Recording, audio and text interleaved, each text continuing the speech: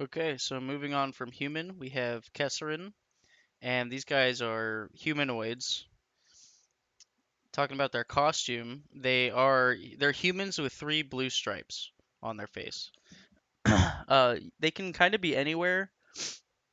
There are some people that have markings that define their specific group, I guess I would say. Like some Kesserins like to roleplay that they're from a specific lineage of Kesserin, so they'll have a certain specific mark of three blue streaks in a specific spot. My understanding is that once you decide on where those blue streaks are, you don't get to change it for that character. So if you plan on playing a Kesserin, you gotta commit to where those stripes are gonna be on your face. So some people do one, two, three, and they make kind of like a triangle shape here on the face, or a lot of the Kesserin that you'll see though do the three stripes across on the side of the cheek. But they can be anywhere on the front of the face for the most part. I wouldn't recommend putting your stripes up here, definitely somewhere within the realm of the facial features. So Kesserin, I'm pretty sure Kesserin have some established lore in Aldratha, and yeah, they are extremely tight-lipped when it comes to discussing their origins. They have a specific cultural lore that they keep within Kesserin. Like I don't know anything about Kesserins in terms of their lore. That is very much a go find out type of thing, which is another reason why you play Kesserin, and it's a lot of reasons why you'll play some of the races. They are definitely a race where you got to go figure out where it is. They're from a different dimension, so they were not original to Aldratha as a race. And then there are these things called Kesserin. Now, Kesserin, in terms of casting magic, they focus exclusively on the uh, spirit side of things, and then they're very much about nature. So these guys are about nature.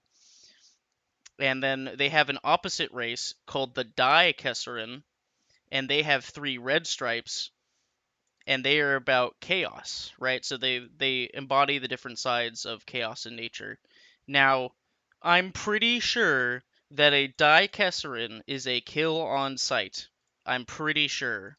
Anytime I've interacted with a Kesserin, and there's a reason why you can't play them as a PC. Is because I'm pretty sure they're evil. And there's like there's a discussion to be had about individuality and which individuals are evil and which ones are okay and whatnot, right? However, if you are a player and you walk in and you see a dude with three stripes, red stripes on his face, that guy's either going to kill you or you're going to kill him. There's going to be a fight.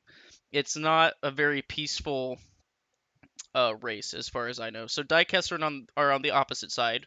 They are not theoretically they are not possible to play. We'll get into retirement races. Essentially, you get to play your character for like a couple years, retire them, and then you get a pick from a list of races that aren't all these races that we're covering right now. They're called the retirement races. So I've met like winged monkeys and stuff that are players, and I would be surprised if Dyke and the list is relatively secretive too, so you don't get to see it until you retire stuff. But I would be surprised if Diekesserin was on that list, but it could be. So you theoretically could run into a Diekesserin PC. Uh, that's not gonna go well though. So yeah, there's some lore about how they were the same race and then they split up but they hate each other. Like if you're playing a Kesserin and you see a Diekesserin, it's going hands are being thrown. They're masters of gate magic, and we're gonna get into gate magic because gate magic is pretty cool. And they specifically are naturey, right? So they're a human adjacent is essentially a good way to think of it. They're human adjacent, and they are a little bit more specific than humans. So we'll get into the races here. Cannot buy artisan, so they cannot be a crafter if you are playing a Kesserin. Now, that's okay. A lot of people don't interact with artisan stuff, and this is a fine detriment. It sucks because picking up one or two artisan skills, being an apprentice art of an artist. So you can have one production and pick up an apprenticeship in a specific artisan trade, and a lot of the apprenticeships will give you unique abilities like for brewing, it's like you can determine the effects of brew when you sniff it, right? Like that's useful. Specifically alchemy is very good. So not being able to know what alchemies do by like instinctually, like you have to go out and learn it individually. Um, that can kind of suck, but this isn't overall, you're not really missing out on a whole lot if you're doing this. But a lot of people pick up like one production point and like apprentice or alchemy. That's like a pretty good starting point. So you don't get to do that if you take this thing. However, you are gaining 5 build.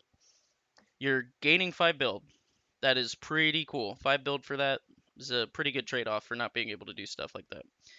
And theoretically, this reads more than 5 build because you don't put any points into production later on. A lot of people will put points into production. Cannot cast Chaos. So this means it used to be called Grant Death, but I think it's Inflict Death now. Is a really good spell, right? You get to throw magical death at people and they just die. So you don't get to cast it if you cannot cast Chaos because it's in the Chaos Sphere. Same thing with one of the best spells in the game is definitely called Grant's Spirit or Grant's Blink Spirit, and that is a Chaos spell that allows you to phase out of existence and then phase back into existence whenever you get like hit by something, and that dodges AoE stuff and radius things, which is really good because not a whole lot of stuff gets out of the way of radius stuff or is a valid defense to radius stuff. So you don't get to. This doesn't say it's not just as you can't cast chaos spells. It's like you don't get to carry chaos spell stuff on you. They would not. Yeah, have it because they do not believe it is correct to use. That is you, and I don't like to use the word force here, but you're forced to roleplay not liking chaos, which is okay. That's definitely like not particularly a bad thing. It adds a lot, and it's like, oh well, I can't do that because that's chaos. Very few times you're going to run in where this is going to stop you from doing something cool because there's a lot of fighting chaos, right? And that's okay. That's 100% okay.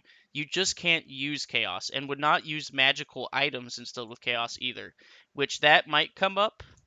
But essentially, what this means is you will not, even if for somehow you got a Grant Blink spell on you, you wouldn't use it because you do not like chaos. So that's actually a fairly decent downside. Another 5 build though, can't argue with another 5 build. That's pretty cool. Reduced casting, they're a caster race, and they're reduced weapon mastery, they're a weapon mastery race. So this specifically, this is another uppers conversation, which I really need to explain that because that provides a lot of context to this stuff. We're gonna get to the uppers section of this video series eventually, and you're gonna be like, oh, that's what he was talking. That's why you wouldn't do that. Uh, but essentially, uppers, you're taking those 4 pools, and eventually you get to do what's called an augment, where you combine 2 of those pools. And spirit and weapon mastery is paladin. So a lot of Kesserin play paladin augments. So, and paladin is the name of an augment, and there's like a bunch of different augments. So we'll get into that later.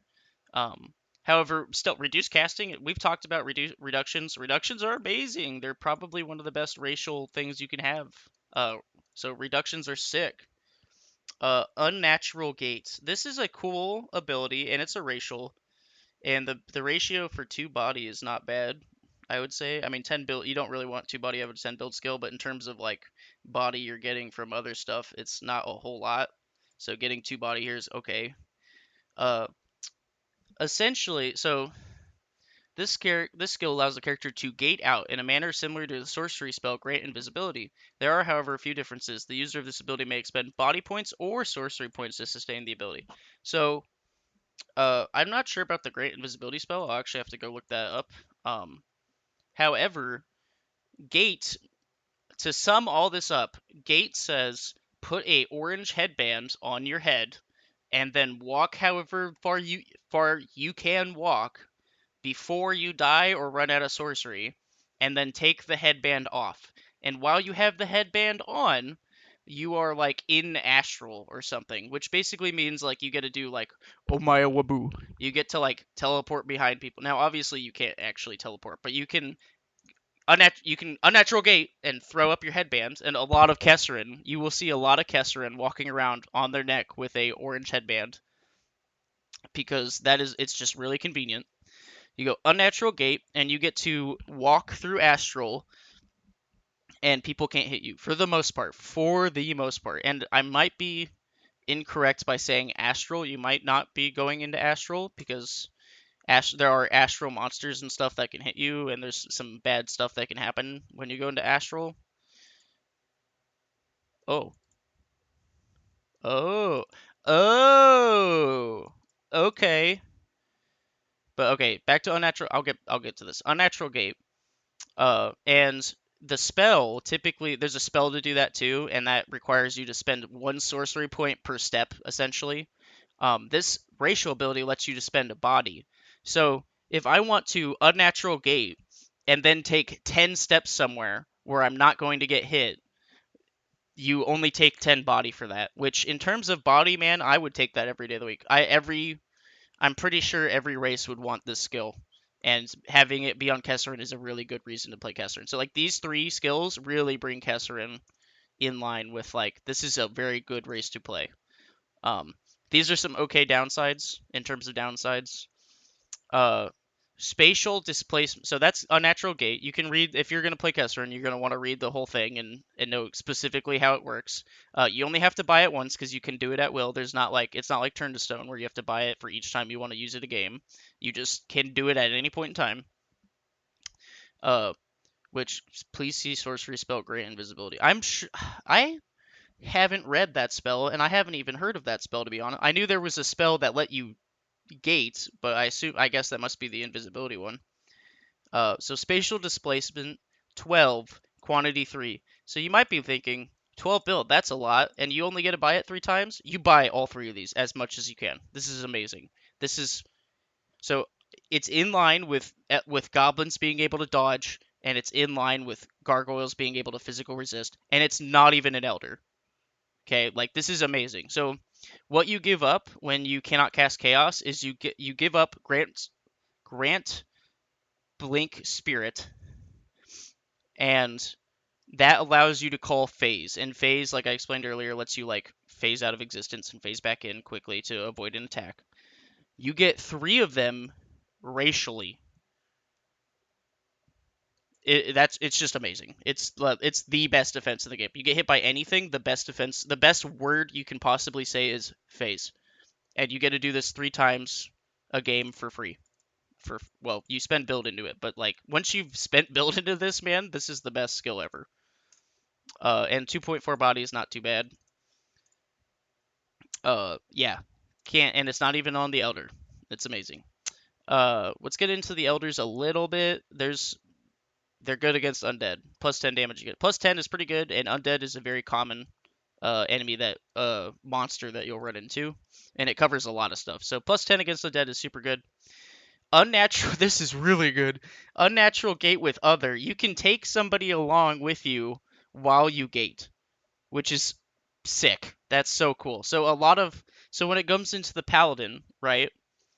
Well, you won't be a paladin if you're an elder. We'll get into that.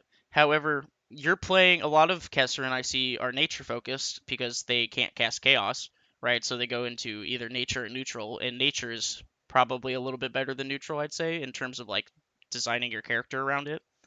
And for roleplay reasons for the most part. However, like I'm a healer and my buddy is like on the ground bleeding, but it's unsafe to get him. So now I run in, grab him, unnatural gate, and then we run 10 feet behind the battle lines, and now I can heal him in safety. And you have to pay for each additional person as the same cost that you would pay. So like maybe you're paying 20 body to take 10 steps with them. That's still really good. Actually, I read this whole racial the other day. I read Elder Kesserin and I was like, man, I'd play an Elder Kesserin. These are cool. So yeah, super cool. These guys are definitely like if you want to play stock standard, I'm going to be a healer and that's what I'm going to do. Kesserin is an amazing choice. Kesserin is an amazing choice. Like if you want to be the backpacky, like if you want to be the support of League of Legends player, you want to play Kesserin, and that's not a bad thing at all. Never take that as a bad thing because this is awesome. Interdimensional mastery. I don't know what this does. We're gonna read it. You made. Oh yeah, they get to open rifts and portals and gates and stuff, which is cool. Um, so there's a mechanic in Shifted Lands that has to do with meta magics, and that's a whole topic that we haven't even talked about. And it has to, again, it has to do with uppers. However, racially, you get to open portals and stuff or rifts, and essentially it amounts to, hey, we have this rock that is from this place. So we have a rock from the top of a volcano. So now, as long as you're holding that rock, like a symbol or a part of a specific place in land, in space and time, you can portal while holding it, and you can open a portal that other people can go through to that location, wherever that rock was from, per se. So there's been a lot of mods where they're like, hey, uh, there's this big bad guy in this castle, and we can't get into the castle, but we were able to get a spy or something to grab a rock from the middle of the chambers, so you can portal right into his bedroom or something, and then you can like assassinate him. So, uh, portaling is super cool, and you get to do it racially, which is amazing. You get to do it as a racial, freaking nuts, man. Because like you have to spend a ton of extra time and to be able to do this like not racially. So this is sick. Uh, and super utility wise, like Kesserin are super good, dude. I would play Kesserin. This is actually making me want to play a Kesserin because I personally like weapon mastery and I like casting, so I might like this really speaks to my personality. I would love to play this type of race.